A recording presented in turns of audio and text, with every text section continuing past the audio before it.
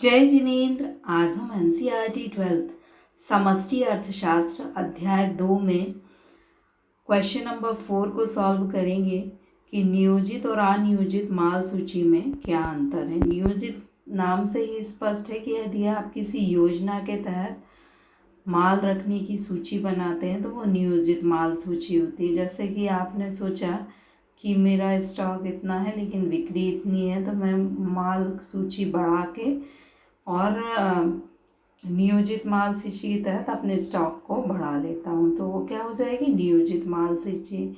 यानी नियोजित माल सूची में स्टॉक में परिवर्तन तो होता है लेकिन नियोजित ढंग से परिवर्तन होता है। यानी आप एक योजना बना के अपने स्टॉक में परिवर्तन करते हैं या स्टॉक में वृद्धि करते हैं। अनियोजित माल सूची का अर्थ होता है कि इसमें भी स्टॉक में परिवर्तन होता है लेकिन बिना किसी अपेक्षा के हो जाता है। कैसे बिना किसी अपेक्षा के हो जाता है कि मान लीजिए कि आपने सोचा था कि मेरा इतना माल बिक जाएगा और आपने इतने अधिक माल का संचय कर लिया।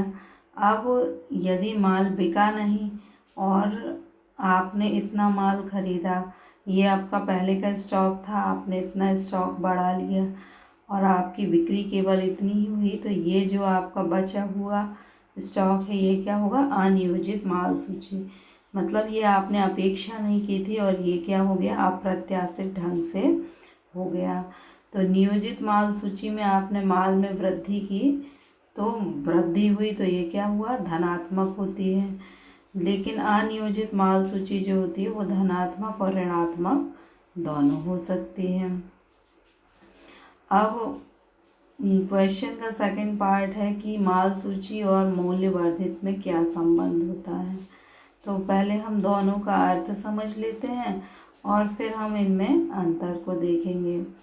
तो मूल्य वर्धित का अर्थ क्या होता है, उत्पाद का मूल्य। मान लीजिए आपके उत्पाद का मूल्य है 100 रुपये और मूल्य वर्धित इसे हम ऐसा समझते हैं कि जैसे मान लीजिए कि आपने एक शर्ट खरीदी है। अब शर्ट का मूल्य जो है वो है 100 रुपये। इसके बाद ये जो शर्ट का कपड़ा आपने ख़रीदा था कितने का, 80 रुपये का। इस 80 रुपये से ये शर्ट बनी है, तो मध्यवर्ती उपभोग कितना हो गया, 80। उत्पाद का मूल्य कितना है, 100 रुपये। तो मूल्य वृद्धि 100 रुपये में कितना मूल्य वृद्धि हुई, 20 रुपये की। तो मूल्य वर्धित का फॉर्मूला होता है उत्पाद का मूल्य माइनस मध्यवर्ती उपभोग। अब उत्पादन का मूल्य, यानी हम इसका अर्थ निकाल रहे हैं। उत्पादन का मूल्य क्या होता है कि आपकी मान लीजिए बिक्री जो हुई है वो हुई है बिक्री आपकी हुई है 80 रुपये की आपकी बिक्री हुई है, ठीक है। और आपके पास माल सूची का संचय कितना है, 20 रुपये का। यानी आपके पास स्टॉक में 20 रुपये का माल है और 80 रुपये की आपने बिक्री कर दी, तो आपके उत्पाद का मूल्य कितना होगा, उत्पाद का मूल्य होगा 100 रुपये। अब यदि हमें मूल्य वर्धित निकालना है तो मूल्य वर्धित हम कैसे निकालेंगे कि मूल्य वर्धित में हम उत्पाद का मूल्य ये हमने लिख दिया और माइनस क्या लिख दिया, मध्यवर्ती उपभोग। Thank you.